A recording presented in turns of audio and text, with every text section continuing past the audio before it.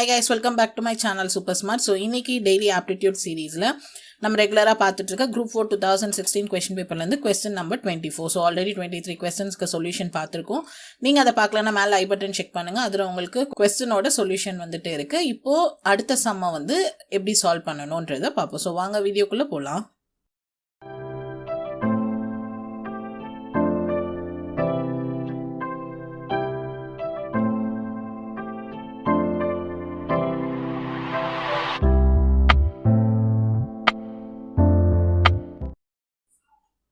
So என்னோட question என்ன அப்படின்னு சொல்லி பார்த்தீங்கன்னா, ஒரு மேன் வந்து என்ன பண்ணுறாருன்னு பார்த்தீங்கன்னா, ஒரு ஓல்டு பைசைக்கிள் வந்து வாங்குறாரு.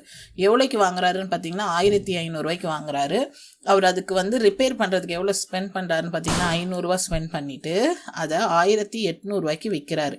ஸோ 1500க்கு வாங்கிட்டு 500 அதில் ஸ்பெண்ட் பண்ணுறாரு, 1800க்கு விற்கிறாரு. ஸோ இதில் வந்து பர்சன்டேஜ் ஆஃப் லாஸ் வந்து கண்டுபிடிக்க சொல்லியிருக்காங்க. ஸோ இப்போ லாஸ்னால் என்னன்னு பார்த்தீங்கன்னா, ஒரு நம்ம வாங்கின விலையை விட விற்கிற விலை கம்மியாக இருந்துச்சுனாலே அது என்னென்னு அர்த்தம், லாஸ்ன்னு அர்த்தம். இப்போ 100 ரூபாய்க்கு ஒரு பெண்ணை வாங்கிட்டு நம்ம அந்த பெண்ணை 200 ரூபாய்க்கு விற்றோன்னா நமக்கு 100 ரூபாய் லாபம் இருக்குது. அதுவே 100 ரூபாய்க்கு பெண்ணை வாங்கிட்டு 50 ரூபாய்க்கு விற்றோன்னா நம்மளுக்கு 50 ரூபா வந்து நஷ்டம். ஸோ அதே தான் இங்கேயும். ஸோ அவர் வந்து என்ன பண்ணணும், காஸ்ட் ப்ரைஸ், அதான் சிபின்னு சொல்லுவாங்க, அதுலேருந்து செல்லிங் ப்ரைஸை நீங்கள் மைனஸ் பண்ணிங்கன்னா உங்களுக்கு எவ்வளோ லாஸ்ன்னு கிடச்சிரும்.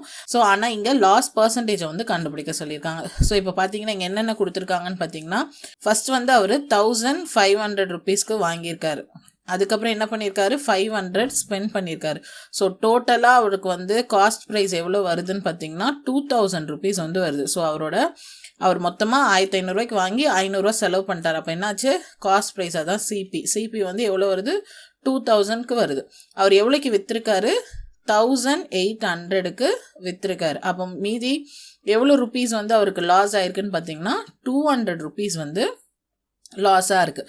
ஸோ லாஸோட பர்சன்டேஜை கண்டுபிடிக்கிறதுக்கு என்ன பண்ணணும்னு பார்த்தீங்கன்னா, loss divided by cost price into 100. So இதுதான் வந்து ஃபார்முலா. ஸோ இப்போ லாஸோட அமௌண்ட் எவ்வளோ, 200 மைனஸ் காஸ்ட் ப்ரைஸ் எவ்வளோ, 2000. ஸோ இங்கே தான் நம்ம காஸ்ட் ப்ரைஸ் கண்டுபிடிச்சோம்ல, ரெண்டையும் வந்துட்டு சம் பண்ணி கண்டுபிடிச்சது தான் cost price. So cost price வந்து 2000 இன்டூ 100.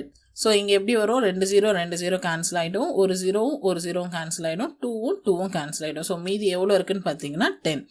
ஸோ இவங்களோட லாஸ் பர்சன்டேஜ் எவ்வளோன்னு பார்த்தீங்கன்னா 10 தான் வந்து பர்சன்டேஜ். ஸோ அவர் வாங்கினதை விட விற்கும் போது 10%, அதாவது 10% லாஸில் தான் அவர் என்ன பண்ணியிருக்காரு, அந்த பைசைக்கிளை வந்துட்டு விற்றுருக்காரு. ஸோ நம்ம இதில் நார்மலாக லாஜிக்கலாக பார்த்தாலே நம்ம வந்து 200 ரூபா லாஸு, ஸோ அது எவ்வளோ பர்சன்டேஜாக இருக்கும் நீங்கள் மைண்ட்லேயே வந்து கால்குலேட் பண்ணிடலாம். ஸோ இப்போ லாஸோட பர்சன்டேஜ் வந்து நீங்கள் கண்டுபிடிக்கணும் ஃபார்முலா போட்டு அப்படின்னு சொல்லி நினச்சிங்கன்னா இதுதான் வந்துட்டு அதோட ஃபார்முலா.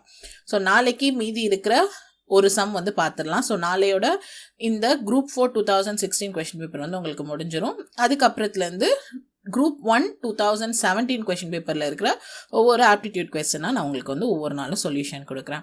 ஸோ இந்த வீடியோ உங்களுக்கு பிடிச்சிருந்தா லைக் பண்ணுங்கள், ஷேர் பண்ணுங்கள், மறக்காம சேனலை சப்ஸ்கிரைப் பண்ணுங்கள். தேங்க்யூ.